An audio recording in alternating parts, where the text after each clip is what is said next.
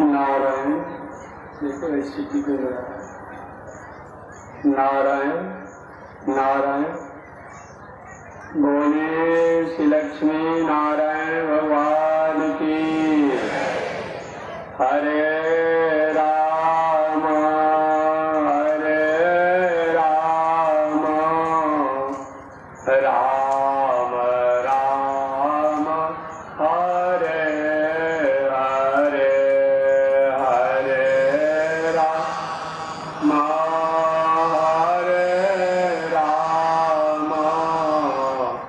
राम राम हरे हरे कृष्ण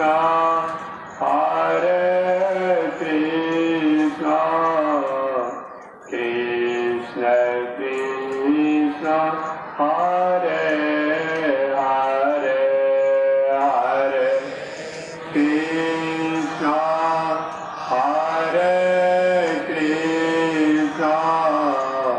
कृष्ण कृष्ण हरे। ओम अनंताचार्य कृपया वेदांत द्वयपारगम रामकृष्णाग्रसरभक्तं विश्वक्सेन मुनिं भजे। काषायं यज्ञसूत्रं शुचिवपुषि तथा चौर्वपुण्ड्रं च भारे। यस्यास्ते दक्षस्ते कलिकुमतिगिरीन्द्रेन्द्रवज्रं त्रिदण्डम् संसाराग्ने प्रशान्त्यै मृतजलममलं दारुपात्रं पवित्रम् श्रीविश्वक्सेन सूरेः पदकमलयुगं श्रेयसे संश्रयामि। लक्ष्मीनाथ समारम्भां नाथयामुनिमध्यमाम् अस्मदाचार्यपर्यन्तां वन्दे गुरुपरम्पराम्। नारायणाय विद्महे वासुदेवाय धीमहि तन्नो विष्णु प्रचोदयात्। महालक्ष्म्यै च विद्महे विष्णुपत्न्यै च धीमहि तन्नो लक्ष्मी प्रचोदयात् तन्नो लक्ष्मी प्रचोदयात्। परमाराध्य श्री लक्ष्मी नारायण भगवान प्रातः स्मरणीय पूज्य आचार्य श्री के जुगल चरणों में कोटिशः नमन एवं भगवत भागवत आचार्य कैंकर्य पारायण महानुभाव। इन पावन भूमि पर महर्षि वेदव्यास जी महाराज द्वारा रचित जो श्रीमद् भागवत महापुराण महाग्रंथ है, उन श्रीमद् भागवत महापुराण महाग्रंथ की पावन कथा को इन पावन भूमि पर निवेदन किया जा रहा है। पावन कथा प्रसंग अंतर्गत पिछले दिन निवेदन किया गया कि आज से 6000 वर्ष पहले नैमिषारण्य में एक बहुत बड़ा धार्मिक आयोजन हुआ था। इस धार्मिक आयोजन में 88,000 संत महात्मा लोग भाग लिए थे। उन आयोजन की अगुवा श्री शौनक जी महाराज थे। उसी आयोजन में व्यास जी महाराज के शिष्य श्री सुत जी भी आए हुए थे। श्री सुत जी महाराज से शौनक जी ने पूछ लिया कि हे सुत जी, मानवों के कल्याण के लिए सरल मार्ग क्या है? इस मार्ग द्वारा हर मानव का कल्याण हो जाए, क्योंकि मनुष्यों द्वारा कठिन और कठोर तपस्या करना संभव नहीं है, उसमें भी कलयुग में और संभव नहीं। ऐसे सरल और सहज मानवों के कल्याण का क्या उपाय है? तो सूत जी महाराज ने कहा कि मार्ग तो अनेक हैं, उपाय तो अनेक हैं, लेकिन मानवों के कल्याण के लिए सबसे उत्तम और सहज उपाय है भगवान के निर्मल चरित्रों को, गाथा को, कथा को सुनना। इससे बड़े बड़े भटके हुए लोग, बड़े बड़े भ्रष्ट लोग भी, बड़े बड़े कुकर्मी दुराचारी भी बार बार अगर भगवान के चरित्रों को सुनते हैं, कहते हैं, तो एक न एक दिन उनके दिल में, दिमाग में, मन में, बुद्धि में परिवर्तन आती है। इतिहास भी गवाह है। अंगुलीमाल डाकू गौ बताया गया है, या हमारे वाल्मीकि जी पहले, अनेक इतिहास ऐसे हैं जो कि इतने भटके हुए थे, उनमें मनुष्यता नाम का कोई चीज नहीं रह गया था। मनुष्य थे लेकिन मनुष्यता नाम का चीज नहीं रह गया था, परंतु ऐसे लोग भी अपने गलत मार्गों को त्याग करके आमूल मार्गों पर आ गए। यह कथा की ही अपने आप में कृपा है और संत की ही कृपा है। सत्संग होता है तो निश्चित रूप में हमारे जीवन में अच्छे कर्म को संकल्प करने के लिए हम बाध्य हो जाते हैं। महात्मा कहेंगे कि आपको करना है, लेकिन हम सुनते सुनते बाध्य हो जाते हैं और कहीं गलत लोगों के सहवास हो गया तो अच्छे लोग को भी भटकने में कई देर नहीं लगती है। व्यवहारिक बात मैं हमेशा कहता हूँ, एक घर में रहने वाला जूठा मिट्टी का पात्र हो, अब जितने वो अच्छे पात्रों को जूठा मिट्टी का पात्र स्पर्श कर देता है, सब होता है भाई ये काम लायक नहीं है, ये काम लायक नहीं है, ये जूठे पात्र में स्पर्श हो गया मिट्टी का, ये जूठे पात्र मिट्टी का स्पर्श हो गया। एक जूठा पात्र जो मिट्टी का है सैकड़ों शुद्ध पात्रों को, नए पात्रों को खराब कर देता है, लेकिन 100 लोग मिल करके अपने आप में शुद्ध पात्र जूठे पात्र को शुद्ध नहीं कर पाते हैं। तो संगत और सत्संग जो होना चाहिए अच्छे लोगों के द्वारा ही होनी चाहिए। ये नहीं कि कहीं हम चले जाएं, इसका मतलब नहीं, क्योंकि और आज यही हो रहा है, हम कहीं अपना किसी को हम धर्म में अपने आप गुरु बना ले हैं, कहीं धर्म हम मानते हैं ना, धर्म मानना कोई बड़ी बात नहीं है, और किसी को गुरु बनाना सही में धर्म का जो पैटर्न है, धर्म का सिद्धांत है, धर्म का जो दर्शन है, वो हमने जाना कि नहीं जाना। अगर नहीं जाना तो हम सब कुछ जानने के बाद भी हम नहीं जाने। हमारे सूत जी ने कहा कि मैं आप लोगों को वही कथा सुनाऊंगा जिस कथा को एक समय परम विरक्त शिरोमणि परिव्राजक श्री सुखदेव जी महाराज ने साप से शापित राजा परीक्षित को सुनाई। आगे लोगों ने प्रश्न कर दिया, समझ गए महाराज सुखदेव जी के पहले तो आप परिचय बता दीजिए।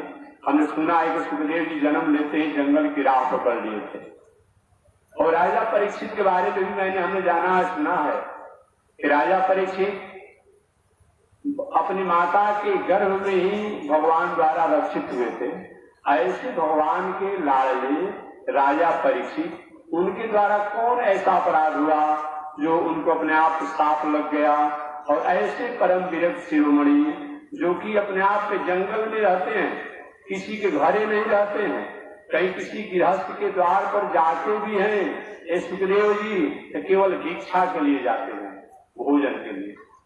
शास्त्र में लिखा है कितना भी उच्च कोटि का संत हो, बड़ा से बड़ा संत हो, अगर किसी गृहस्थ के द्वार पर भोजन भिक्षा के लिए जाता है तो दोष नहीं है, ये बताया आज भी। लेकिन आज के परिवेश में कुछ थोड़ा सा संशोधन कर दिया गया। पहले के जमाने में ऐसा नियम था कि भिक्षुक संत महात्मा लोग गृहस्थ के द्वार पर जाकर भिक्षा मांगते थे भोजन करने के लिए, परंतु आज के परिवेश में हुआ भाई किसके द्वार पर जाया जाए?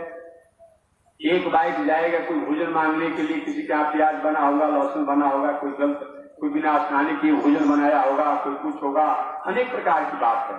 अगर उस संत को दे देता है तभी दोष है। और संत कहीं वहां से इसी तरह चले जाते हैं, कभी हमारे द्वार से संत चले गए, इसीलिए हुआ कि चलो भैया कच्चा सामान दे दिया जाए, या संत लोग ही अपने आप में अपना एक सेवक, अपना एक कर्मचारी बंधवा करके कच्चा अन्न गृहस्थ द्वारा लेकर के उसको बनाकर भगवान का भोग लगाकर खा लेते हैं। न तो सबसे श्रेष्ठ तो यह है कि गृहस्थ के द्वार पर जाकर के भिक्षा मांग करके बना हुआ जो भोजन है अब उसी को खाइए। लेकिन कलयुग के ऐसा परिवेश है, इसमें अपने आप में थोड़ा सा दोष आने की संभावना बन सकती है।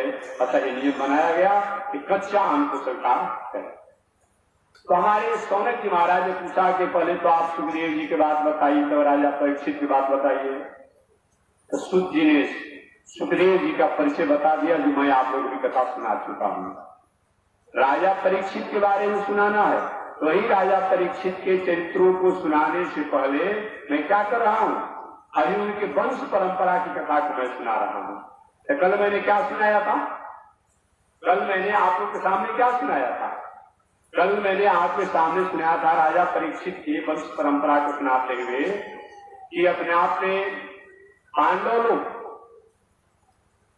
जो पांडु महाराज के चले जाने के बाद कौरवों द्वारा उनके ऊपर बहुत बड़ा अत्याचार किया गया।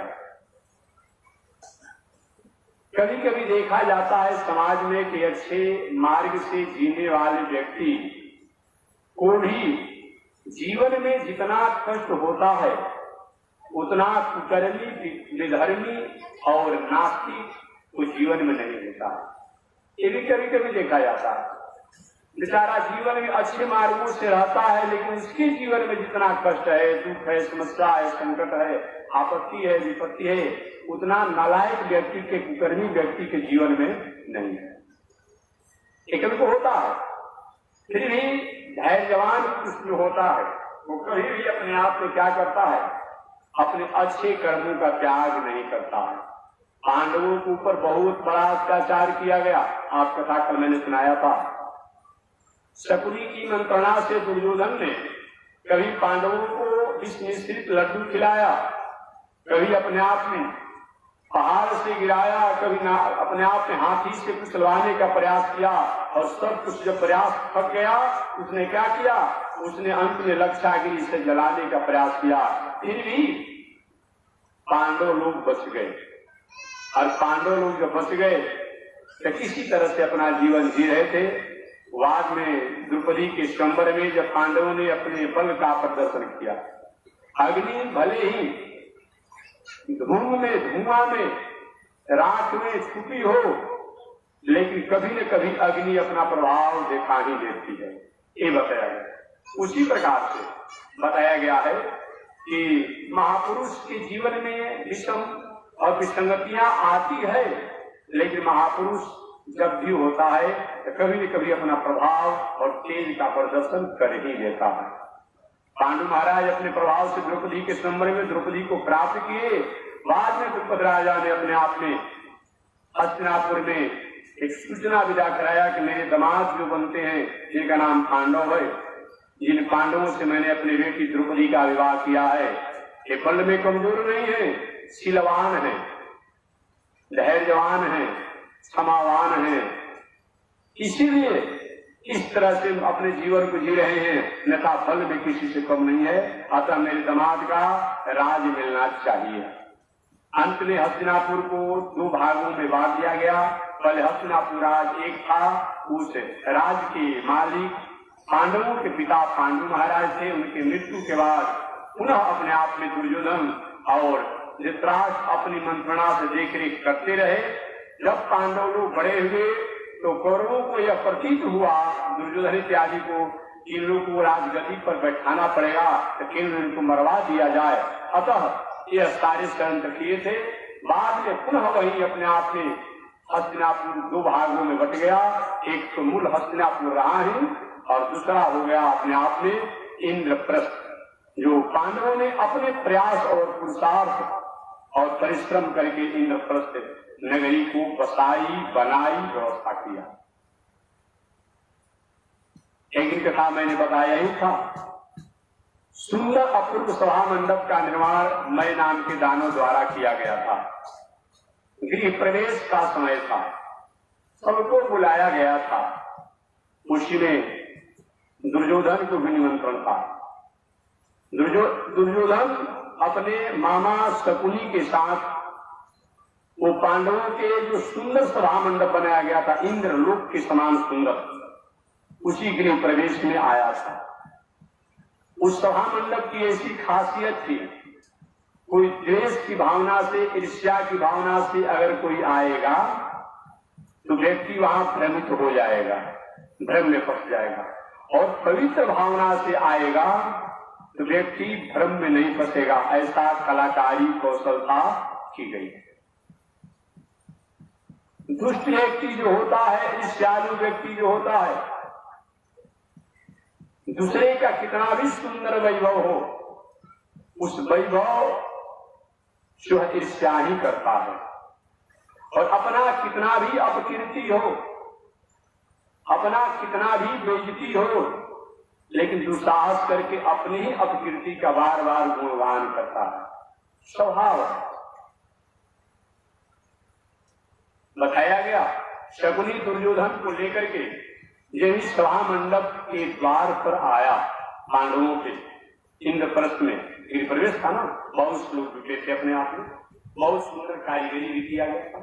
शकुनी ने कहा, भांजी देखा ना, एक चंद दिनों में ये पांडवों ने अपने पुरुषार्थ से तुम्हारे हस्तिनापुर की बात को छोड़ दो, इंद्रलोक भी ऐसा नहीं रह गया है। इतना सुंदर इस अपने आप इस इंद्रप्रस्थ को अपने आप में बना दिया पांडवों ने। अगर ऐसा ही इनका वर्चस्व ऐश्वर्य रहा तो आगे आने वाले समय में तुम्हारा कोई औचित्य नहीं रह जाएगा इस पृथ्वी पर, तुम्हारा कोई महत्व नहीं रह जाएगा। एक पांडवों ही सर्वत्र छा जाएंगे। जो लगाने वाले बजाने वाले जो होते हैं वो भी कम अपने आप में सातिर दिमाग के लोग होते हैं। ऐसा बात बोलेंगे कि मालूम पड़ेगा कि हमारे हित की बात बोलते हैं, लेकिन उनकी हर बात में जो होती है समाज का, राष्ट्र का, संस्कृति का, सभ्यता का कहीं न कहीं विघटन की बात होती है। यही होता है, कहने का तरीका उनका ऐसा होता है। ये पता चलेगा कि हमारे हित की बात करते हैं, लेकिन उनके हर शब्द में अपने आप में समाज, राज, संस्कृति, अपने आप लोगों के विघटन और अनेक प्रकार के उपद्रव का ही शब्द होता है। यही शकुनी ने किया। शकुनी एक तरफ से मानो अपने आप पे क्या कहता है, एक तरफ से बहुत बड़ा प्रशंसा में भी उपहास कर रहा, भांजे यही रहा, और कहीं नहीं क्षेत्रों में नहीं समझोगे तो तुम्हारा कोई अस्तित्व नहीं रह जाएगा। देख रहे हो ना कितना सुंदर सभा मंडप बना हुआ है। अभी प्रवेश में द्वार पर ही है अपने आप में दुर्योधन। सुंदर सभा मंडप बना था, सजाया गया था, भाई अपने आप ही प्रवेश था। दुर्योधन ने कहा, मामा अरे ऐसा सभा मंडप तो हम 3 भर में 3 गो बनाएंगे। हो गया, इतना श्रम के समाप्त कर दिया ना। पहले मैंने बता दिया कि साधु व्यक्ति जो होता है अपने आप क्या करता है, वही उसका स्वभाव होता है। दुर्योधन ने कहा ऐसा ऐसा सभा मंडप तो मैं रोज 3 गो बनाऊंगा अपने आप में। ये कुछ नहीं है, कुछ नहीं। नियम था उस सभा मंडप की, कोई रिश्ता लेकर जाएगा तो कहीं न कहीं भ्रम में फंस सकता है। यही अपने आप में उस सभा मंडप में प्रवेश किया अपने आप में पांडवों के। तो प्रवेश करते ही अपने आप में सबसे पहले द्वार था, वो द्वार अपने आप में बताया गया है कि बंद था। वहां पहरेदार अपने आप में थे, पहरेदार थे अपने आप में, द्वार बंद था। और विचार अपने आप दुर्योधन को ऐसा प्रतीत हुआ, भ्रम हुआ कि अपने आप में द्वार तो है लेकिन ये द्वार अपने आप का एक खुला है। ऐसा कारीगरी किया गया था कि प्रतीत हुआ कि अपने आप द्वार भले वो बंद था लेकिन हुआ कि खुला है और बड़े जोरों से। इसलिए पहले के जमाने में मंदिर या राज प्रसाद होता था तो थोड़ा सा मंदिर बहुत सुंदर होता था, बड़ा होता था, द्वार छोटा होता था। इसलिए कहीं जाते समय छूट कर जाएंगे और छूटने का स्वभाव नहीं भी होगा। अगर क्या द्वार छोटा है कि आपको छूटना पड़ेगा, यही बताया गया। लेकिन आज तो अलग अलग तरीका से बना। और क्या हुआ, ये भी अपने आप में द्वार पर गया राज प्रसाद के, तो किवाड़ उसका बंद था। लेकिन कारीगरी ऐसा किया गया था कि प्रतिज्ञा के द्वार खुला है। अहंकार के साथ दुर्योधन गया, अपने आप बंद द्वार को खुला समझ करके यदि आगे बढ़ना चाहा और उसका सिर किवाड़ से टकराया, पीछे की तरफ फेंका गया। सभा में लोग बैठे थे, लोगों की हंसी आ गई। उसमें द्रौपदी भी होगी, शायद कह दिया होगा कि अपने आप में मालूम पड़ता है कि धृतराष्ट्र का ही प्रभाव इस पर भी है क्या? ये ठीक एक किवाड़ से टकरा रहा है, अरे इसको द्वार को खोल करके न जाना चाहिए। धर्मराज युधिष्ठिर ने थोड़ा सा संतावना दिया, लोग ऐसा मत करो, इशारा किया, हंसो मत। कभी कभी हंसी भी बहुत बार उपद्रव का काम हो जाता है ना, मत हंसो, चलो कोई बात नहीं। आगे बढ़ा दुर्योधन। दूसरा फाटक पर गेट पर जब गया तो वहां की कारीगरी ऐसी थी कि अपने आप बताया गया कि वहां पर द्वार जो था वो अपने आप खुला था, लेकिन कारीगरी ऐसा किया गया था कि मालूम पड़ा कि द्वार वहां पर बंद है, किवाड़ वहां किवाड़ बंद था, प्रतीत हुआ कि खुला है। यहाँ कारीगरी किया गया कि अपने आप द्वार खुला है, लेकिन ऐसा अपने आप कलाकारी किया गया था कि मालूम पड़ा कि द्वार बंद है। और क्या किया गया, और जाते ही कहा कि उस बार तो धोखा खा गए कि बंद द्वार में अपने आप धोखा कर पीछे फेंका गए। तो जाते द्वार के सामने जब ही गया तो कम से कम हाथों से तो स्पर्श करना चाहिए, खुला एक बंद है। गया बड़े जोरों से अपने आप में क्या किया, लातों का प्रहार किया, तो द्वार तो खुला था, अपने आप में जाकर आगे की तरफ गिर गए। दो बार घटना हो गई। और क्या हो, लोगों से हंसी उठती है, हंसी उठने वाली है बात इस घटना पर। लोग नहीं भाई बात सही है, क्या सही चलता है यही, ये इसके बात का लक्षण इस पर आ गया है क्या? वहां तक काम बनी, चलो कोई बात नहीं, आगे बढ़ा अपने आप जाते जाते ऐसा सुंदर फर्श पर जमीन पर कारीगरी किया गया था राजप्रसाद में कि मालूम पड़ रहा था कि सुंदर अपने आप निर्मल जल है, जबकि जल नहीं था। ऐसा पन्ना पकड़ाज अपने आप मड़ियों का कारीगरी किया गया था कि मालूम पड़ा कि सुंदर अपने आप क्या है, ये अपने आप से जल है, जबकि जल नहीं था, वो तो कारीगरी किया गया था। और दुर्योधन जो धीरे धीरे अपन धोती बटोर लिया ठेहुना तक ले, ठेहुना से जो ही जंगा तक बटोरना चाहा, सुकून ने कहा अरे भांजे यहाँ कोई जल नहीं तो कारीगरी है अपने आप में। और तो और उसकी अधूरी भाई, इसको अपने आप में पत्थर पर जल दिखाई पड़ रहा है। चलो यहाँ तक बात बनी, आगे गया, आगे जाते जाते अपने आप में सरोवर था सामने, बगल से रास्ता था अपने आप में, और ऐसा सुंदर सरोवर पे कारीगरी किया गया था किनारे चारों तरफ से घाटों पर कि मालूम पड़ा कि सरोवर अपने आप में क्या है, एक सुंदर फर्श है, सुंदर फर्श है अपने आप में, जमीन इसी तरह से बराबर है, लेकिन था वह सरोवर। और जब ही आगे बढ़ा तो क्या को सरोवरी में जाकर गिर पड़ा। अब तो लोगों से रहा नहीं गया, अंत में द्रौपदी द्वारा निकल गया होगा कि अंधा का लड़का अंधा ही होता है, अंधा का लड़का अंधा ही होता है। और जब कहा तो जितने अपने आप भीम दादा ऐसे प्रवृत्ति के रूप से सब लोग ठहाका लगाकर हंस दिए होंगे।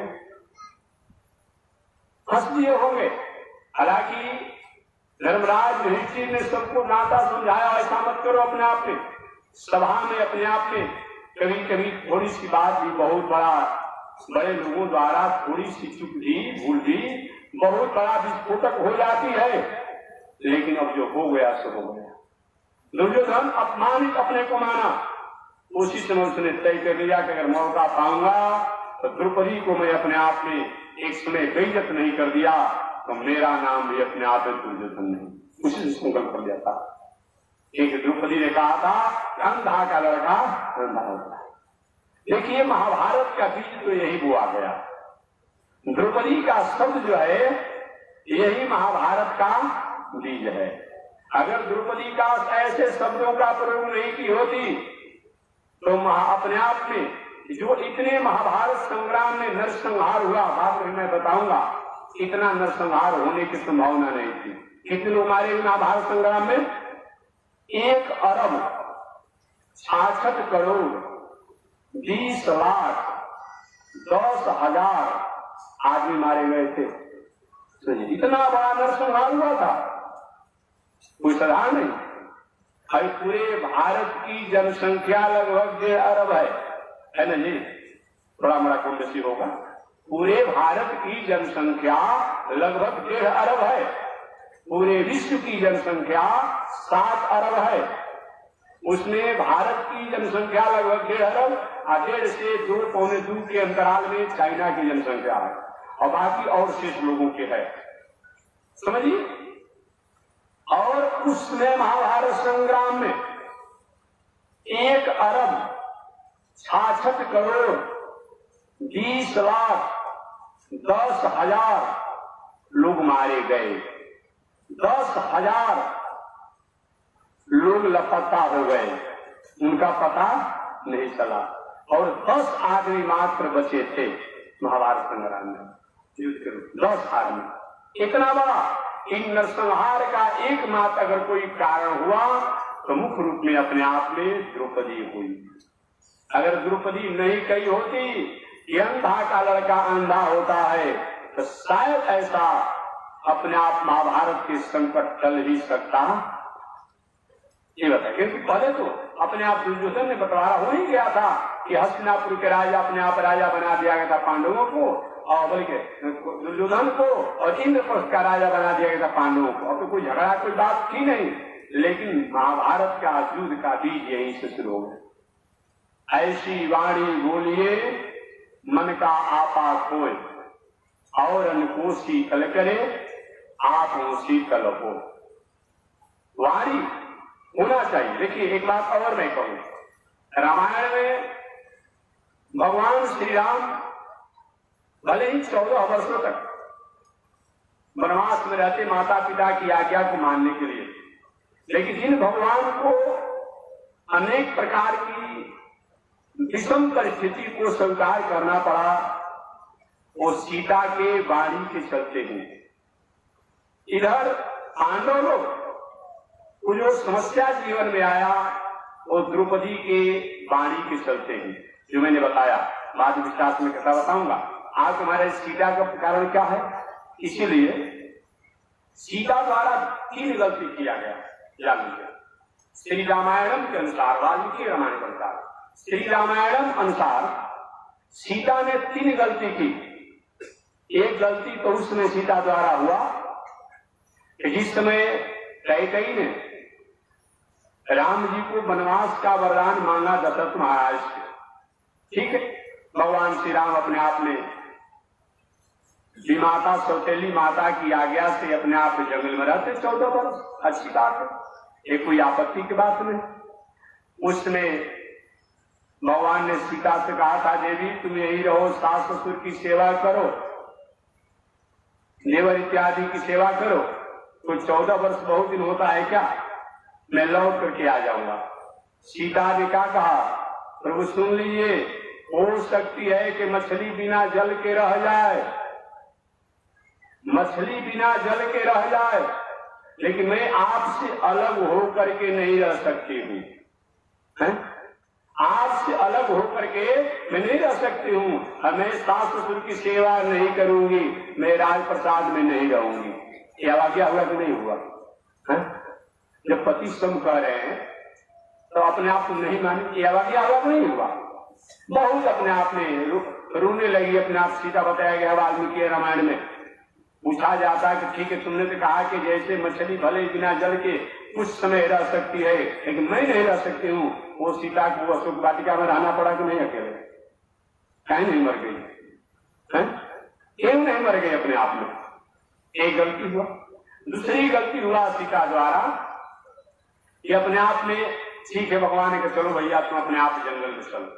जंगल में जब सीता जी गई तो जाने के बाद सीता को अपने आप में समझना तो राजघराने की बेटी है अपने आप में, जहां भी अपने आप में राजघराने की अपने आप पुत्र वधू है, पतो है, और एक मृगा को अपने आप में कहती बहुत तपस्वी भेष में है भगवान श्री राम, और इतना आग्रह करती कि नहीं नहीं अपने आप में उस मृगे को पकड़ करके लाइए। आप पकड़ करके, क्योंकि जब 14 वर्षों के बाद मैं जाऊंगी तो साथे लेकर के जाऊंगी, इस मृगा का चाम जो है, मेरी चर्म जो है अपने आप में इस सोने के समान चमक रहा है, सोने के समान चमक रहा है, और हमको तो ऐसा प्रतीत होता है कि साक्षात सोना का मृगा ही है क्या, इसका खाल भले सोना अपने आप मृगा जो होगा काम मांस वाला होगा, लेकिन इसका चर्म जो है इस सोना का होगा क्या? उनको समझना नहीं चाहिए। वाला सोना का मृगा होता है?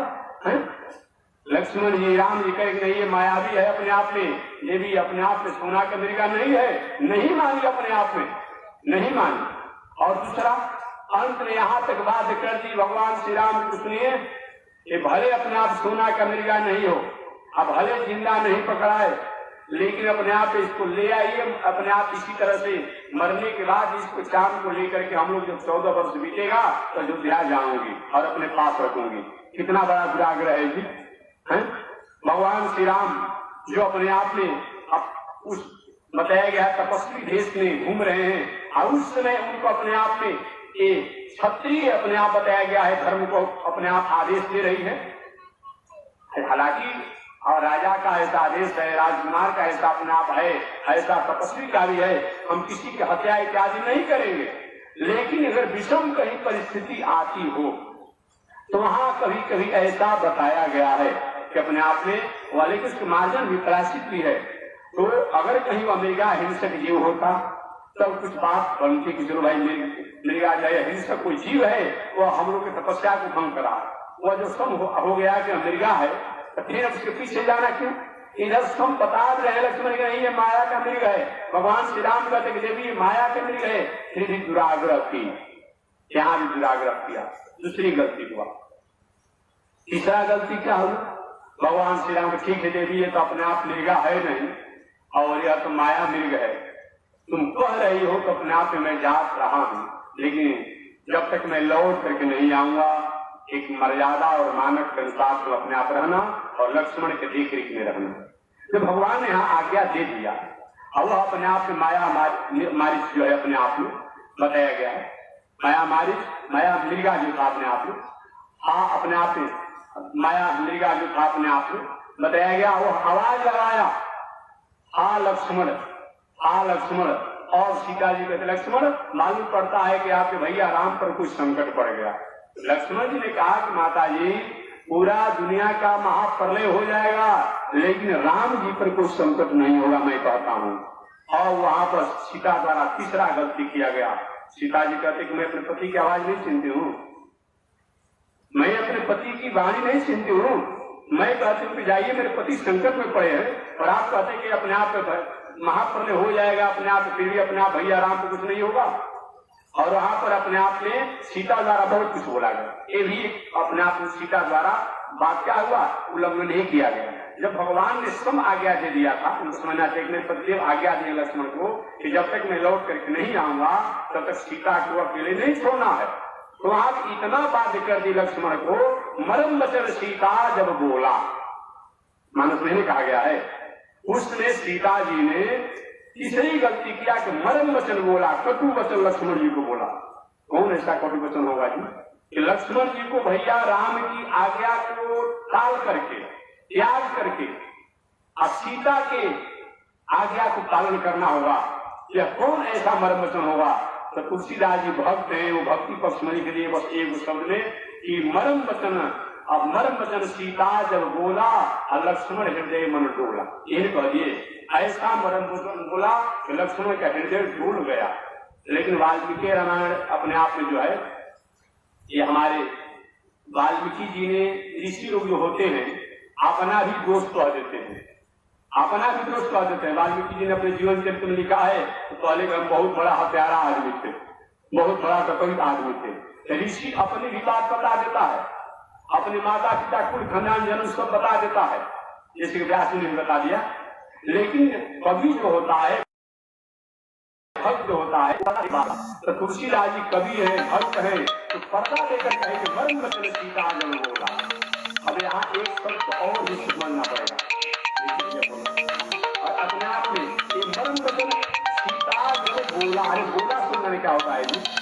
बोली शब्द होना चाहिए, सीता बोली शब्द का प्रयोग करना चाहिए, लेकिन बोला शब्द का प्रयोग किया गया है। मानव इसमें कहना चाहते हैं कि भले अपने आप सीता जी बोल रही है लेकिन सीता जी नहीं बोल रही है, ये सीता जी का पाप बोल रहे। याद रखो अगर कहीं मेरे पति श्री राम मारे जाते हैं राक्षसों द्वारा तो पुनः तुम मेरे हाथों को नहीं पकड़ोगे, तुम चाहते हो कि अपने आप पे रात दिन टकटकी लगाकर हमको आप देखते रहते हो। याद करो, अगर कहीं मारे जाते हैं मेरे पति, तो मेरे पति के मरने के बाद मैं सब अपने फांसी लगाकर गला दबा करके मर जाऊंगी, जल में डूब करके मर जाऊंगी, पहाड़ से गिर करके मर जाऊंगी, लेकिन तुम मेरे हाथों को नहीं पकड़ सकते हो।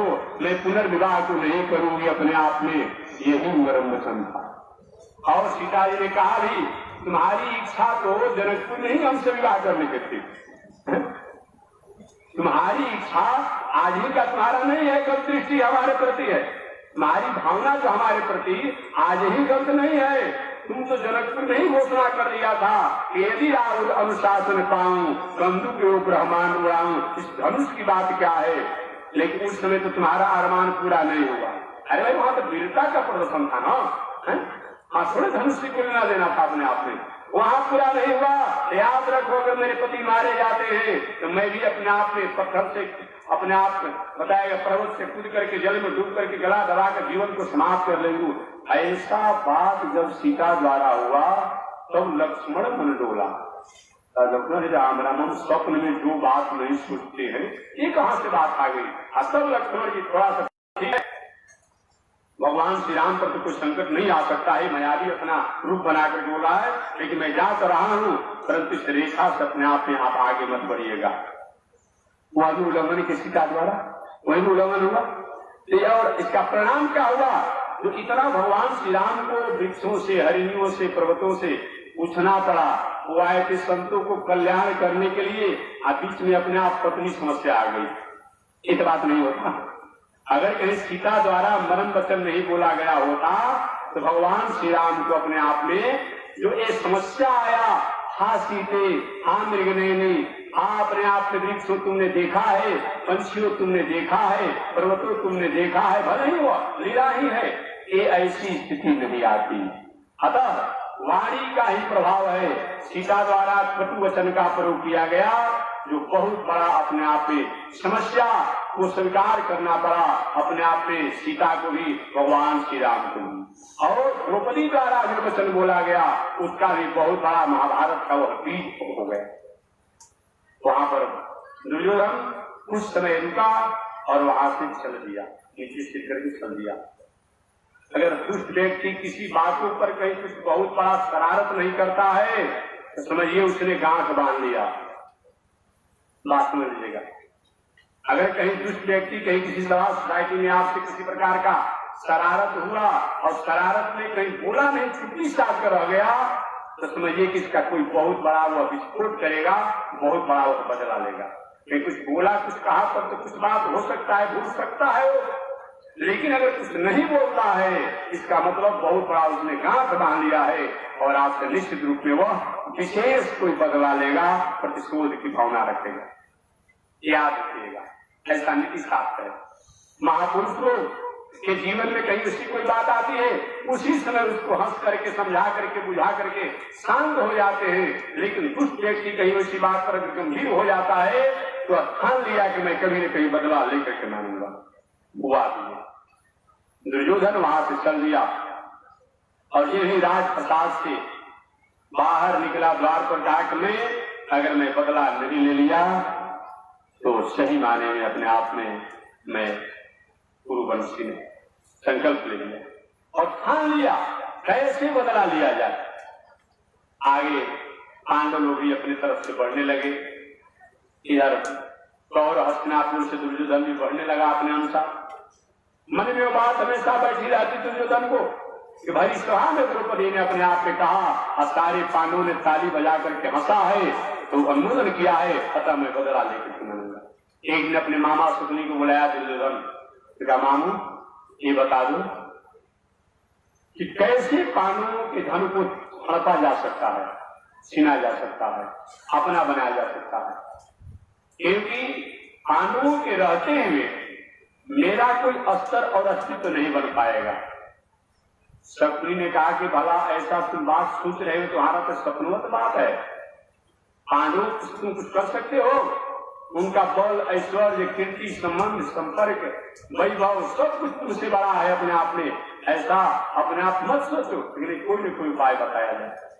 तब शकुनी ने कहा कि एक ही तो उपाय है, एक ही उपाय है, वह उपाय है धूत क्रीड़ा। क्या है? धूत क्रीड़ा, जुआ की क्रीड़ा। उस जुआ द्वारा बड़े बड़े लोग लाख लाख रुपया डाल में लपेट करके जाते हैं, सोना का सिकड़ी लगा करके जाते हैं अपने आप में। आज यही अपने आप जुआ के दाव पर क्या हुआ, रुपया भी गायब हो गया, सिकड़ी भी गायब हो गया, बेचारा एक मटमैला और अब किसी तरह से पुराना कपड़ा पहनकर उल्लास में उठाते हैं। जुआरी लोग सब हार जाना पड़ता है। वही अपने आप में सपने के यही उपाय है कि भूत क्रीड़ा द्वारा कहीं हो सकता है पांडवों के राज को, वैभव को और उनको बंधन संकट में डाल सकते हो, दूसरा कोई उपाय नहीं है। लेकिन पांडव लोग जुआ नहीं खेलते हैं, नहीं खेलते हैं। खेलने का शौक है लेकिन खेलते नहीं। जैसे कोई व्यक्ति को बंदूक खेलने का, गेंदा खेलने नहीं आता हो, क्रिकेट खेलने नहीं आता हो, आप वॉलीबॉल लेकर के और अपने आप क्या कर बार बार अपने आप करता, खेलने नहीं आता हो लेकिन खेलने का शौक हो। पांडव लोग जुआ खेलने नहीं आता है लेकिन हम राजकुमार हैं तो कभी कभी बैठक में जुआ होनी ही चाहिए अपने आप में। इस शकुनी ने सलाह दिया तो मामू तो यही काम करूं ना अपने आप में, क्योंकि नहीं ऐसे हमारी कहने से नहीं आएंगे। और कहीं राजा धृतराष्ट्र कहेंगे तो वो लोग आ सकते हैं। अब धृतराष्ट्र द्वारा संदेश विदा कराया गया पांडवों के पास, धर्मराज युधिष्ठिर के पास कि ताऊ जी की आज्ञा है, बड़े पिताजी की आज्ञा है कि आप राजकुमार हैं, राजपुत्र अपने आप राजा हैं, आप भूत क्रीड़ा आकर के हस्तिनापुर में खेलें। ठीक है, बड़े पिता की आज्ञा है तो चलना ही पड़ेगा। और युधिष्ठिर जी आ गए। और युधिष्ठिर जब आए अपने आप में, एक तरफ से अपने आप हुआ कि धृतराष्ट्र का एक तरफ से तुम रहोगे, एक तरफ से तुम राजा हो, दूसरा राजा अपने आप में दुर्योधन है हस्तिनापुर का, तो दोनों लोग जुआ खेलेंगे। अब जब सब तय हो गया तो उस समय पहले से मंत्रणा था, दुर्योधन ने कहा कि हमारे तरफ से हमारे मामा जी खेलेंगे, क्योंकि दुर्योधन को भी उतना निपुणता नहीं थी जुआ खेलने में अपने आप में। हमारे तरफ से हमारी मामा जी हमारे तरफ से रहेंगे, यानी जो हार होगा या जीत होगा उसके अधिकारी अपने आप हम होगा, लेकिन हमारे तरफ से हमारे जगह पर हमारे मामा शकुनी जी खेलेंगे। बैठ गए जुआ खेलने के लिए दुर्योधन युधिष्ठिर। दुर्योधन अपने जगह पर शकुनी को बैठा दिया, जुआ होने लगा। सूर्य जुआ माने भूत क्रीड़ा माने बेईमानी की क्रीड़ा। और वहां कहे भाई काहे तुमने बेईमानी किया, कल छपट किया, ये तो गलती आपकी है। अरे भाई इसका नाम ही है कल छपट की अपने आप विद्या। वहां हनुमान चालीसा पढ़ने के लिए, सुंदरकांड पढ़ने के लिए नहीं थोड़ा होता है क्रीड़ा, वो क्रीड़ा ही बेईमानी का। जैसे अधिक से अधिक झूठ बोल दिया जाए, जैसे अधिक से अधिक अपने आप में कल छपट किया जाए, वही विद्या ही है अपने आप में। और प्रथम अपने आप बारी में ही प्रथम दाव पर ही शकुनी ने झूठ बोल दिया और बेईमानी कर दिया। युधिष्ठिर जी हार गए अपने आप में, और हारते चले गए। और ऐसा नौबत आया तो अब अपने आप युधिष्ठिर जी ने कहा एक जुआ के दाव पर रख दिया, सुनिए अगर इस बार मैं अगर हार जाता हूं तो मेरे पास सब कुछ है नहीं अपने आप में, लेकिन मैं अपने आप अपने राज को जुआ पर रख देता हूं। राज दुर्योधन ये तुम्हारा हो जाएगा, 14 वर्षों के लिए ये राज्य हो जाएगा, तुम्हारा हो जाएगा अपने आप में। जैसे कुछ लोग बनकी देते हैं अपने आप में, किसी से लेते हैं तो 5 वर्ष के लिए 10 वर्ष के लिए कुछ रुपया लिए तो बनकी अपना कोई सामान दे देते हैं, खेत दे देते हैं, कुछ दे देते हैं, ये तुम्हारा हो जाएगा। आज संजोग की बात ये रही, उस बार भी युधिष्ठिर जी हार गए। दूसरा बार तो उन्होंने दोबारा कर लिए, इतना ही नहीं, राजपूत में अपने आप हार गया। दूसरी बार में अपने आप में मैं बताऊं कि 14 वर्ष का मैं वनवास, हम जुआ में राज को हार गए। 14 वर्ष का वनवास हम 5 भाई और हमारी पत्नी द्रौपदी 100 लोग, माता 100 लोग अपने आप रहेंगे। दूसरा जुआ में शकुनी की धूर्त क्रीड़ा से, बेईमानी की क्रीड़ा से हारी है। अब तीसरा दाव पर अपने आप में रखे अंतिम वाला में कि चलो भाई तीसरा दाव है अपने आप में कि अगर मैं तीसरी बार हार गया तो अपने आप में क्या करूंगा। तीसरी बार अपने आप हारने के बाद मैं हमेशा अपने आप में ये हमारे माता जी, हमारी पत्नी, हमारे 5 भाई, ये अपने आप हम सब लोग अपने आप में एक असली वनवासी का भेष में अपने जीवन को अपने आप में हम लोग दिखाएंगे। हार गए, बेईमानी से हार गए, और हारने के बाद तब अपने आप में दुर्योधन का मेरा समय आ गया। शकुनी ने कहा बस आपका भाग उज्जवल हो गया, और किया क्या गया है अपने आप में। और सर्वस्व जब हार गए तो हारने के बाद अपने आप में क्या कि द्रौपदी को भी दाव पर रख दिए थे ना, द्रौपदी को अंतिम दाव पर रखे कि द्रौपदी को मैं दाव पर रखता हूं अपने आप में, और वो दाव भी हार गए। दुर्योधन ने क्या आपसे किसी से कुछ पूछने की जरूरत नहीं है, इंद्रप्रस्थ का राज हमारा हो गया, 5 पांडव लोग, उनकी माता द्रौपदी वो दासी हो गई, और तीसरा इनको 14 वर्ष का वनवास भी है, एक जुआ में हारे हैं, और अगला द्रौपदी को दाव पर रख दिए हैं तो द्रौपदी को भी हार गए हैं। और तो द्रौपदी को जैसा मैं चाहूंगा वैसा इसके साथ बर्ताव करूंगा। ये बात तो हुई उसी समय दुर्योधन पे आ जा रही है। द्रौपदी ने उस समय हमको कहा था कि अंधा का लड़का अंधा ही होता है, तो मैंने उसमें संकल्प लिया था आज मैं बदला ले लूं, मौका आया, क्योंकि वो तो पांडव बोल नहीं सकते हैं, कोई नहीं बोलेगा, मैं जुआ पर हार चुका हूं अपने आप में। और दुशासन को विदा किया, द्रौपदी को लाने के लिए और भी लोग गए। द्रौपदी ने जब सुना तो धीरे से इशारे से कहा दुशासन से, अभी मैं रजस्वला अशुद्धि अवस्था में, अभी हम घर से बाहर नहीं जा सकते, मैं किसी से बात नहीं कर सकती हूँ। पुनः अपने आप में कर्मचारी जाकर वहां बताए कि इस तरह से द्रौपदी कह रही है, तो दुर्योधन कह रहे गाय है, गाय में दोष लगता है, लाओ अशुद्धि क्या कहा जाता है, रजस्वला क्या कहा जाता है। और उस द्रौपदी के बालों को पकड़ करके अपने आप में, बालों को पकड़ करके अपने आप में, और वह दुशासन ले आया अपने आप में भरी सभा में, और भरी सभा में अपने आप में दुर्योधन ने आज्ञा दिया कि द्रौपदी के वस्त्रों को पूरा निर्वस्त्र कर दिया जाए, और निर्वस्त्र करने के बाद मेरे जंघे पर इसको बैठाया जाए कि किसी द्रौपदी ने मुझे कहा था कि अंधा का लड़का अंधा ही होता है, आज मौका है, मैं इसका मैं बदला ले लूंगा। सारे लोग सभा में बैठे थे, भीष्माचार्य, द्रोणाचार्य, कृपाचार्य, अरे सभा में पांडव लोग भी थे। पांडव लोग की बात तो छोड़ दीजिए, अपने आप में जब इज्जत करने लगा अपने आप में तो सब लोग आ गए, अपने आप में सब लोग आ गए। इतना ही नहीं, सब लोग आ गए, लेकिन सब लोग सिर नीचे किए हुए। अरे भाई, आप ही ने किसी को कहीं किसी प्रकार से कहीं कर्ज लिए हो, ऋण लिए हो, और आप ही के सामने आपका जो अपने आप घर को तोड़कर अपना नक्शा बनाने का आप बोलते हैं, नहीं बोलोगे, क्योंकि आपने सब अपने आप हार गए हैं। और सब लोग नीचे सिर किए हुए हैं, दुशासन वस्त्रों को खींच रहा है, दुर्योधन ललकार रहा है, बस बस कुछ ही समय में अपने आप नंगी हो जाएगी, तब मेरे जंघे पर इसको बैठाना। इस तरह से होते रहा। अंत में द्रौपदी ने सबसे पहले भीष्माचार्य की तरफ आवाज लगाई, बाबा आपके रहते और आपकी बहू का और इस तरह से बेइज्जती अपनी सभा में हो रही है। भीष्माचार्य कुछ नहीं बोले, कुछ बोले ही नहीं अपने आप में। अनीति, अन्याय, अधर्म केस अपने आप में कहीं हम उसकी स्थिति में रहते हैं, उसकी वस्तु व्यवस्था का भोग करते हैं, तो हम देखते हैं भी अनीति अन्याय को रोक नहीं पाते हैं, बोल नहीं पाते। भीष्माचार्य सभा में थे, जब द्रौपदी के वस्त्रों को खींचा जा रहा था तो नीचे से निकल गए। द्रोणाचार्य की तरफ आवाज लगाई, वो भी कुछ नहीं बोले। कृपाचार्य की तरफ आवाज लगाई, वो भी कुछ नहीं बोले।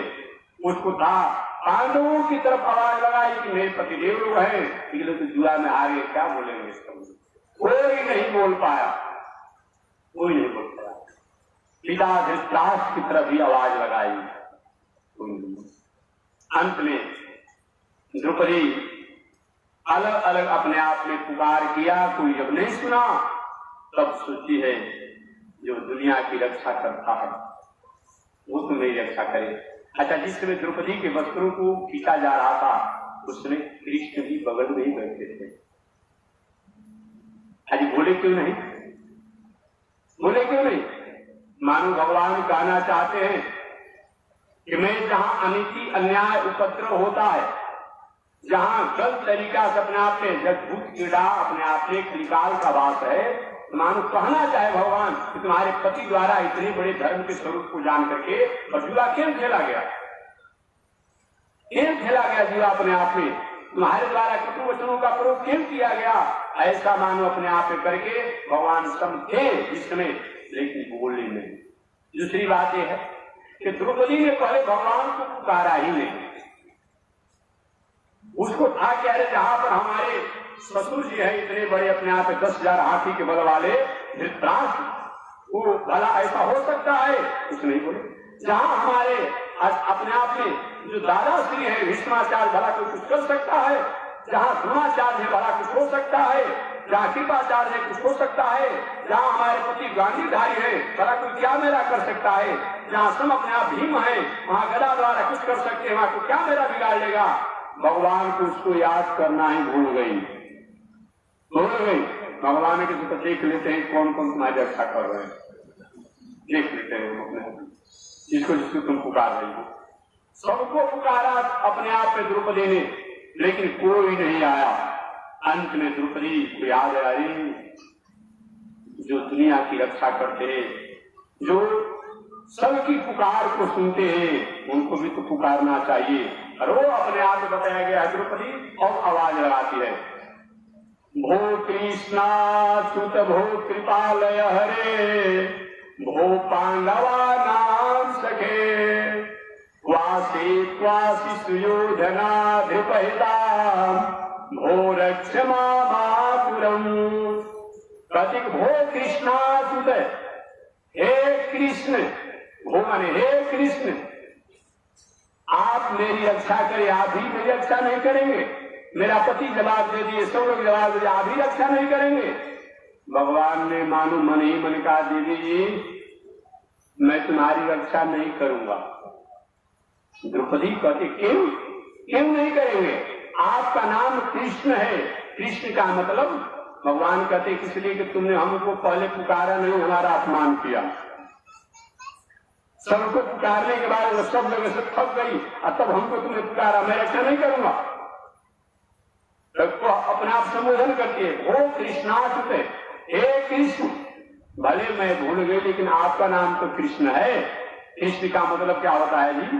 करसती इति कृष्ण, जो अनादिकाल से हमारी अज्ञानता को बुद्धि को हर ले, उसी का नाम कृष्ण है। तो हमारे द्वारा तो गलती हुई, लेकिन आपका तो नाम कृष्ण है।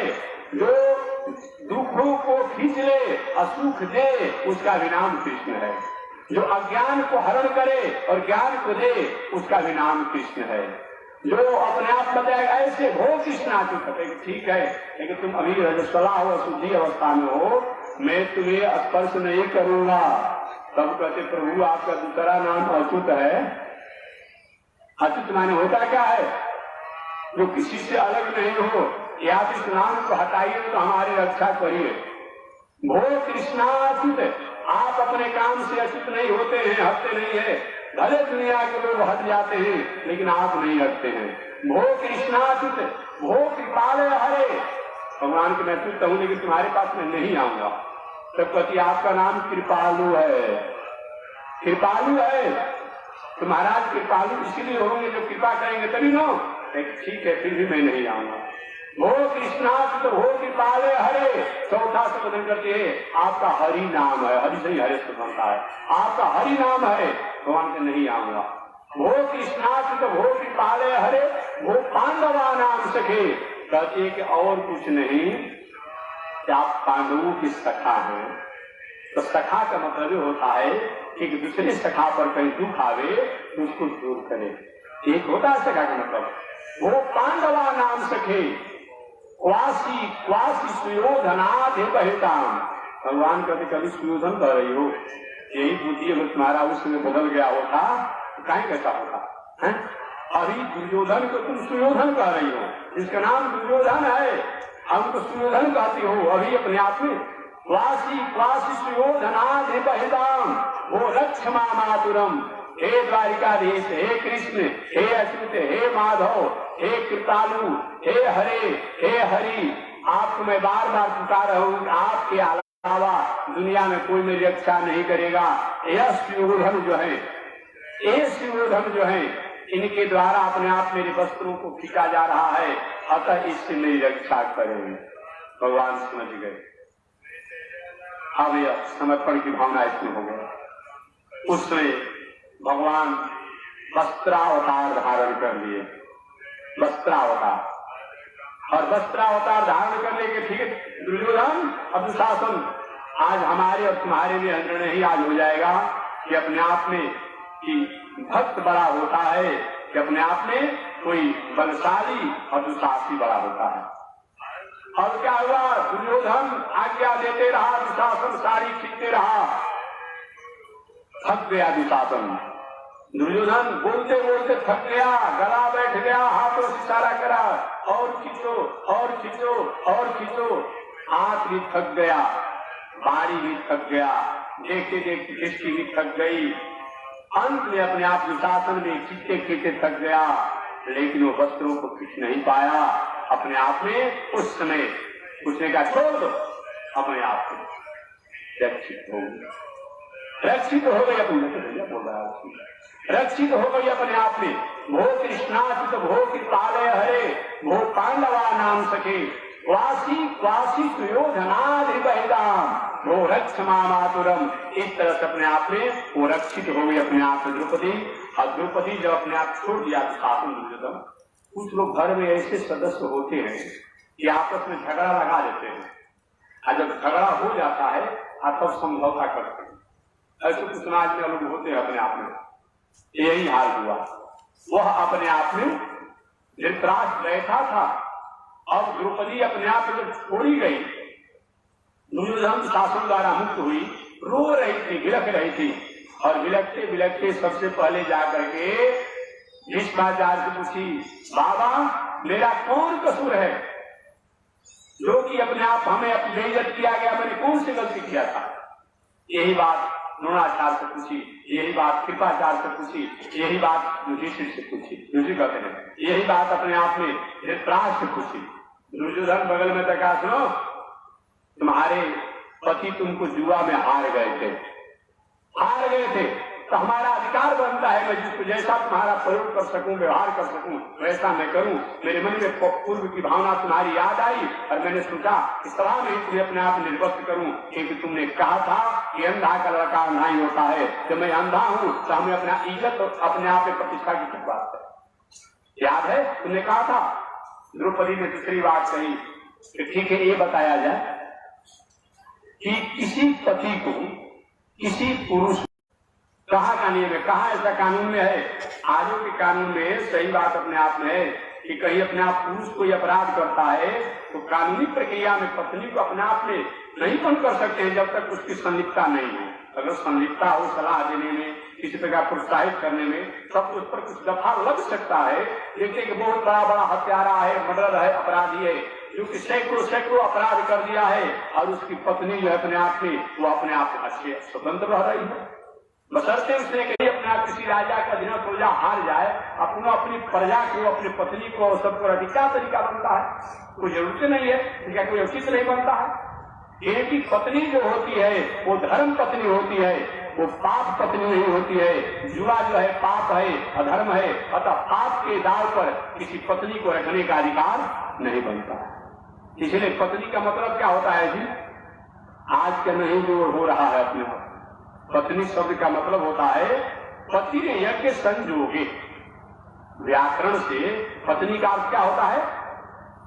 पति ने यज्ञ संजोगे, जो अपने पति को, अपने मालिक को, अपने परिवार को यज्ञ में अच्छे कर्मों में संयोग करे, लगावे, उसी का नाम क्या है? पत्नी है। उसी का नाम पत्नी है। अब पति का मतलब क्या होता है? पति पति नाम, जो पति जो अपने आप बताया गया है, अपने पत्नी को अपने आप मर्यादा की रक्षा करे, उसकी संस्कृति की रक्षा करे, उसका नाम क्या है? पति है। ये बताया गया। द्रौपदी ने जब कहा तो सब लोग चुप लगा गए। चुप लगा गए कि कहाँ का ऐसा नियम है, कहाँ का धर्म है, किस धर्म ऐसा लिखा है अपने आप में कि कोई अपने आप पाप के धर्म के नीति के अपने आप में दाव पर कहीं पत्नी को रख सकता है? कोई नियम नहीं। सब लोग चुप लगा गए।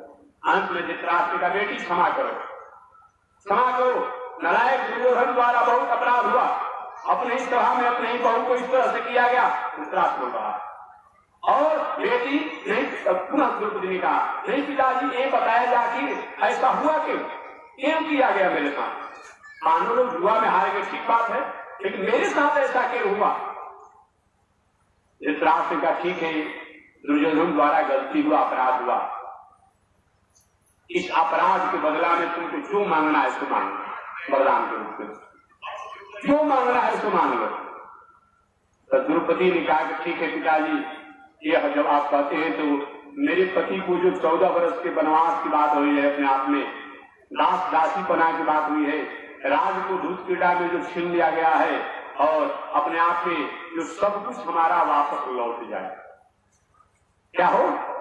सब कुछ वापस अपने आप जुआ में जो भी हारे हैं वो सब अपने आप को मान नहीं रहे, उसकी अपने आप मान्यता, और पुनः हमारे पति जैसे पहले थे वैसे हो जाए। धृतराष्ट्र का ठीक है यही होगा, जाओ, और सब अपने आप में लौटा दिया। जुआ में हारे अपने आप में सब अपने आप में जुआ का जो एग्रीमेंट था वो अपना अवमान हो गया। इतना होने के बाद इस तरह मैं नहीं कह रहा हूं, महाभारत आप लोग पढ़ेंगे, कहीं मौका मिलेगा आप लोग विस्तार से पढ़ेंगे, ऐसे नहीं होगा। द्रौपदी ने सभी पांडवों को लेकर के अपने आप में चल दिया अपने आप में। इधर शकुनी आए धृतराष्ट्र के पास और कहे साले साहब सब आपने काम बर्बाद कर दिया, इतना किया गया हुआ अपने आप में बड़ा पांडवों पर आप वर्चस्व जमा सकते हैं। यही एक उपाय था जो पांडवों को कहीं नीचा किया जा सकता है और उनके राज को छीना जा सकता था, और दूसरा कोई उपाय नहीं है आपके पुत्र और हम लोग के पास। ये आपने क्या किया? और पांडवों को मुक्त कर दिए, द्रौपदी को मुक्त कर दिए, 14 वर्ष वचन से मुक्त कर दिए, राज को मुक्त कर दिए, क्या किया आपने? धृतराष्ट्र ने कहा तब क्या कर, मैं तो जो कहना था कर दिया। शकुन ने कहा अभी कुछ बिगड़ा हुआ नहीं है, पांडव अभी अपने आप इंद्रप्रस्थ नहीं पहुंचे हुए हैं, बीच मार्ग नहीं है अपने आप में। पुनः एक बार अपने आप में युधिष्ठिर को बुलाइए और एक बार पुनः एक बार जुआ हो जाए। आप पुनः जुआ में अपने आप में पूर्वक ही अपने आप अनुसार सारा जो अपने आप को अलग अलग दाव में हारे हैं, इस बार एक ही दाव में सब कुछ अपने आप हार जाना है। नहीं तो अगर अपना हम लोग हारेंगे अपने आप में तो हम लोग ऐसा करेंगे पुनः दूसरी बार अपने आप में। हालांकि कुछ पांडव लोग इसका विरोध कर रहे थे, फिर भी दूसरी अपने आप संदेशा गया कि धृतराष्ट्र जी बुला रहे हैं, बड़े पिताजी बुला रहे हैं, एक बार पुनः जुआ हो जाए अपने आप में। कुछ घर में ऐसे संकुची लोग होते हैं कि सब कुछ होने पर वाणी द्वारा कुछ बोल नहीं पाते हैं, वही हाल युधिष्ठिर जी के जानते हैं भी अपने आप युधिष्ठिर जी मान रहे, पुनः लौट करके आ गए। पिताजी हमको आपने बुलाया है? हाँ बेटा, एक बार और तुम जुआ खेल लो अपने। अब क्या हुआ? दूसरी बार जुआ हुआ, और जुआ में यही तय हुआ कि अपने आप के धन राजपाट, अपने आप दास दासी पना बनवास, ये सब अपने आप में, या तो तुम हार जाओगे पांडव तो तुमको अपने आप स्वीकार करना पड़ेगा, अगर कौरव हार जाएंगे दुर्योधन इनको स्वीकार करना पड़ेगा। हाँ, अगली बार भी अपने आप जुआ में शकुनी ने बेईमानी करके युधिष्ठिर जी को हरा दिया। इस बार अपने आप उसके बाद वही पांडव लोग वनवास और दास दासीपना इत्यादि करके अपने जीवन को जीने लगे। कथा आप जानते होंगे। समय 14 वर्ष का बीत गया। इस बीच में पांडवों को मारने के लिए अनेक प्रकार का षड्यंत्र किया गया। कथा इसमें सुनाने पर तो बहुत प्रश्न है ना। कभी अपने आप में पांडवों को मारने के लिए अपने आप में ऐसा षड्यंत्र किया गया जिसका कोई अपने आप में एक प्रसंग का कर अपने वाणी को मैं विश्राम दे दूंगा। इतना षड्यंत्र किया गया कि मत पूछिए अपने आप में, बहुत प्रकार से। लेकिन पांडव लोग भी किसी तरह से अज्ञातवास के समय में तो वे लोग विराट राजा इत्यादि का छुप करके किसी तरह जीवन जिए, क्योंकि पुनः अगर जान जाएगा तो पुनः अपने आप में 12 वर्ष तक रहना पड़ेगा, ऐसा विचार करके दुर्योधन द्वारा इतना षड्यंत्र किया गया। एक बार दुर्वासा ऋषि दुर्योधन के यहाँ आए चातुर्मास करने के लिए। एकदम चातुर्मास कर रहे हैं। दुर्योधन ने हाव भाव स्वागत सत्कार किया। 4 महीना दुर्वासा ऋषि जब चातुर्मास कर लिए तब दुर्वासा ऋषि भाव होता है शत्रु का, तो बेटा जो मांगना है उसको मांग लो, बहुत तुम लोगों ने सेवा किया, क्या बहुत हमारा समान आदर सत्कार हुआ। तो दुर्योधन ने कहा कि गुरु जी अगर हमारी सेवा से थोड़ा सा भी आगे प्रसन्नता हुई होगी 4 महीना में, कि यही वरदान दे दीजिए कि पांडव कहीं भी अपने आप दुनिया में घूमते होंगे, छुप करके रहते होंगे। क्योंकि पांडव तो ऐसे छुप कर रहते थे कि दुर्योधन के क्रिया विभाग द्वारा पता करने पर ही पता नहीं होता, पता होता तो पुनः अपने आप में पता करके पूरा 12 वर्षों में पुनः कर देता अपने आप में। तो आप ये काम करें बाबा दुर्वासा ऋषि जी कि पांडव लोग कहीं भी हो, आप अपने 11,000 शिष्यों के साथ 10,000 का लिखा कि 11,000 10,000 शिष्यों के साथ उस समय पांडवों के आश्रम पर जाइएगा। बनारसी देश में है, जब पांडव लोग भोजन कर लिए हो, आज द्रौपदी भी भोजन कर ली हो, जो दूसरी बात एक बटरोही है तो वो बटरोही के भोजन बना ले, अपने जब तक न पावे कितना भी लोग पाते रहेंगे वो भोजन समाप्त नहीं होगा। तो जब पांडव लोग द्रौपदी पा करके अपने पात्र को, अक्षय पात्र को वो जब रख दे, उस समय जाइए आतिथ्य सत्कार के लिए और वहां वो जाकर के पांडवों के यहाँ भोजन करिए, यही मेरी आपसे प्रार्थना है। दुर्योधन ने विचार किया कि जाएंगे बाबा दुर्वासा जी से तो पूर्वी महात्मा है, एक आदमी के पांडव किसी तरह छुप करके जीवन जी रहे हैं, हमारा 10,000 चेला लेकर जाएंगे, अब भोजन कहीं नहीं व्यवस्था होगा, बिना श्राप दिए रहेंगे, श्राप देंगे सारे पांडव श्राप से जब करके समाप्त हुआ, नींद मारे मुझे मरे। ठीक उसको पता होना चाहिए जो बस हम वहां में हम परमात्मा होते हैं। और क्या कि बाबा दुर्वासा ने कहा कि दुर्योधन ये तो वरदान ठीक नहीं है, लेकिन तुमने सेवा किया है, मैंने वचन दिया है, तो जाना ही पड़ेगा। और उस समय ये पांडव लोग अपने आप में थे, अभी तो हम लोग तो झारखंड प्रदेश हो गया है ना, झारखंड प्रदेश के पलामू क्षेत्र में थे। भीमचूला आज भी अपने आप में है, मोहम्मदगंज भजनिया जी ने अपने आप में, जो कोयल और सोन के लगभग संगम आसपास क्षेत्र पड़ता है, जो कोयल नदी और संगम का आसपास क्षेत्र पड़ता है, वहीं छुप कर किसी तरह से अपने आप रहते थे। और उस दिन की ऐसी नौबत थी कि जिस दिन बाबा दुर्वासा आतिथ्य सत्कार के लिए जा रहे हैं कि पांडवों लोग को कोई अन्न नहीं मिला था, साग कहीं से ले आए थे और उसी को साग को अपने आप द्रौपदी ने बनाया था और बना करके अपने आप पांडवों को खिला दिया था और अपने भी खा ली थी और बटलोही को धो धा करके टांग दिया था। बाबा दुर्वासा संयोग की बात ये थी, उस दिन द्वादशी का दिन था, द्वादशी का दिन था। बाबा दुर्वासा ऋषि अपने बताया गया संयोग से आ रहे थे मार्ग में और भीम दादा से मुलाकात हो गई दुर्वासा ऋषि की। भीम दादा ने कहा प्रणाम ऋषि, और बहुत दिनों के बाद दर्शन हो रहा है। हाँ गुरु की राज, कैसे आना हो रहा? बस घूमते रहते हैं अपने आप इसी तरह। अच्छा तो ठीक है, आज अपने आप में हमारे यहाँ ही भोजन कर लीजिए।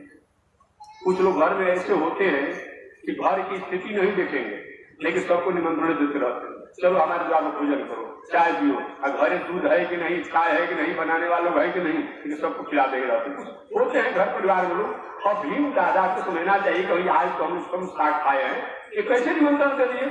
तो दुर्वासा ऋषि ने कहा हम भी सोच रहे थे कि कहाँ पारण किया जाए द्वादशी का, अभी द्वादशी अपने आप में है, पारण भी नहीं किए हुए, तो ठीक है आप ही आमंत्रण को स्वीकार करेंगे, चलो तैयारी कीजिए, हम संध्या बंदन करके आ रहे मध्यान्ह काल के। और भीम दादा गए, बस 2 मिनट में कथा का समाप्त कर दूंगा।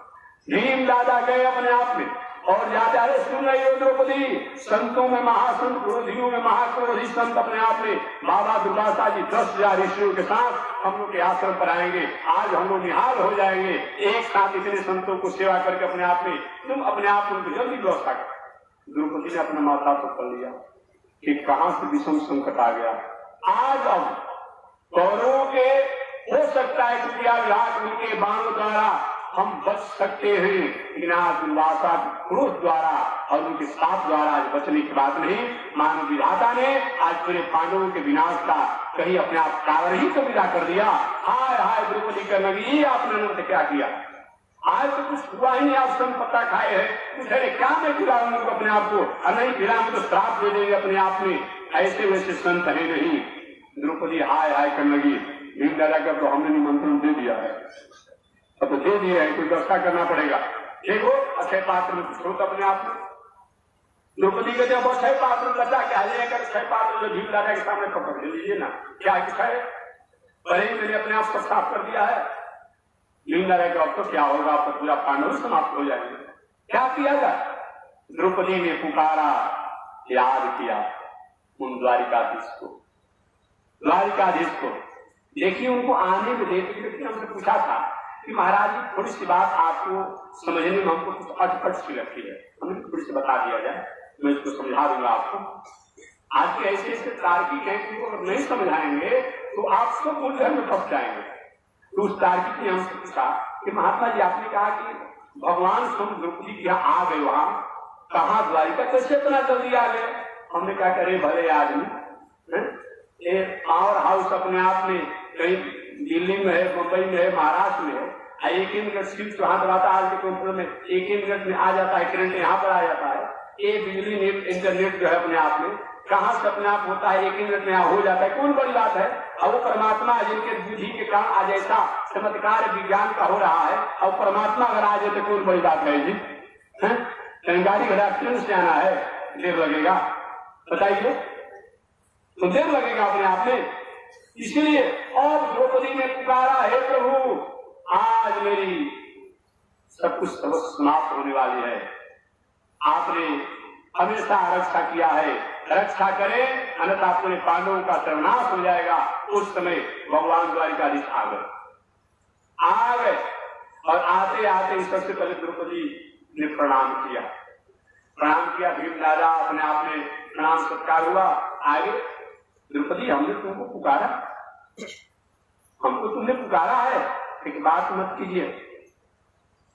भीम राजा ने तो बादशाह ऋषि को निमंत्रण दे दिया है, 10,000 शिष्यों के साथ आ रहे हैं भोजन करने के लिए, व्यवस्था कुछ है नहीं, कोई व्यवस्था कीजिए अपने आप में।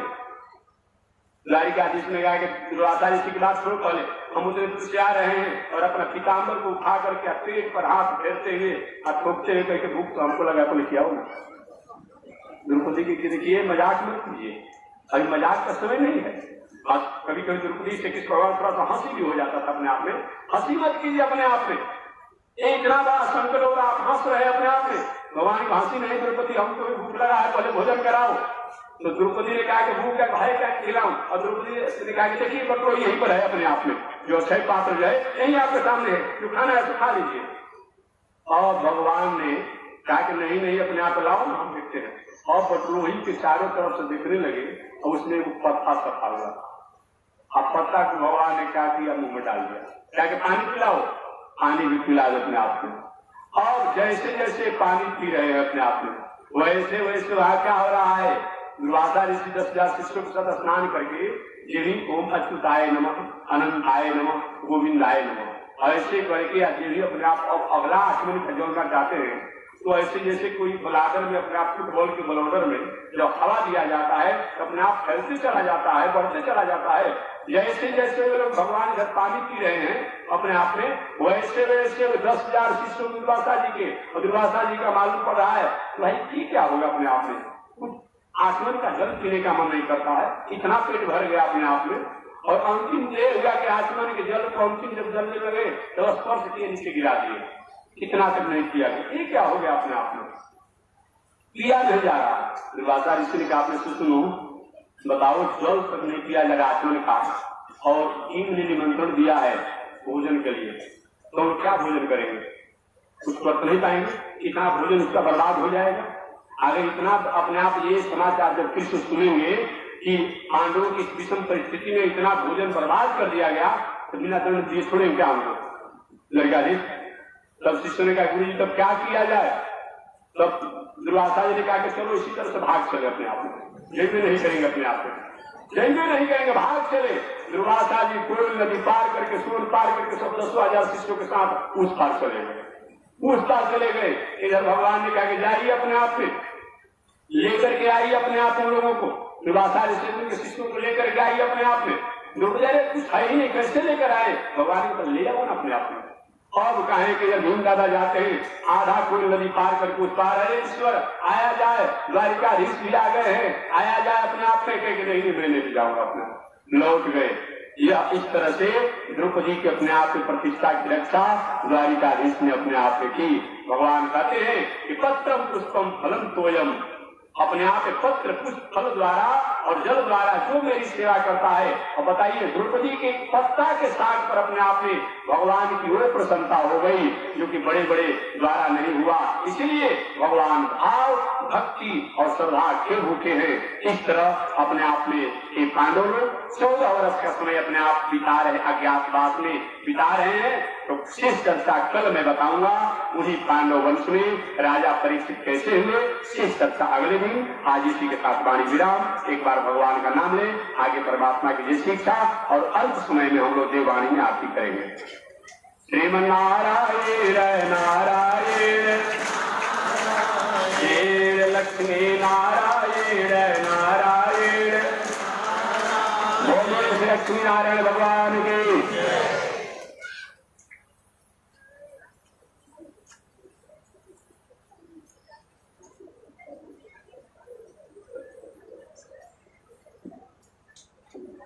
ओम चंद्रमा मनसो जात जगो सूर्यो अजायत श्रोत्राजाय सप्राण समुगादग्निरजायत श्रीश्रुते लक्ष्मी शपथन्यावहो रात्रे पार्श्वे नक्षत्राणि रूपमस्मिनो व्यातम् निगाढ़ मुमयी गाढ़ सर्वलोकम मयी गाढ़। श्री लक्ष्मी नारायण भगवान की, विश्वजगदाचार्य श्री पिलन्नी स्वामी जी महाराज की। हरि ओम। शांति शांति शांति।